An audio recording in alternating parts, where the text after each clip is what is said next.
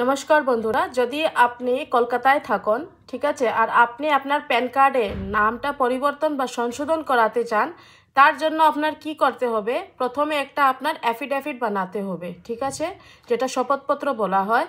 তারপরে আপনার যেটা আছে, দুইটা বিজ্ঞাপনে অ্যাড দিতে লাগবে। একটা হবে লোকাল, 2 নম্বর যেটা হবে সেটা হবে ন্যাশনাল, ঠিক আছে। 3 নম্বর যেটা স্টেপ আছে, আপনার একটা ডিজিটাল সিডি বানাতে হবে, অনলাইন অ্যাপ্লিকেশন প্রসেস করতে হবে, ম্যাজিস্ট্রেট সিগনেচার যেটা আছে সেটা নিতে হবে। তারপরে আপনার ফাইলটা নিয়ে গ্যাজেট অফিসে সাবমিট করতে লাগবে গভর্নমেন্ট ফিস দিয়ে, ঠিক আছে।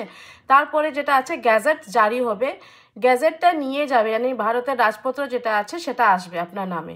তখন এটা নিয়ে আপনি যখন প্যান কার্ড সেন্টারে নিয়ে গিয়ে সাবমিট করবে, প্যান কার্ড আর গ্যাজেট কপিটা দিয়ে দেবে সেখানে। ও কি করবো, আপনার নামে একটা নতুন প্যান কার্ড দেবে, যেটার মাঝে আপনার নামটা নয়াভাবে থাকবে।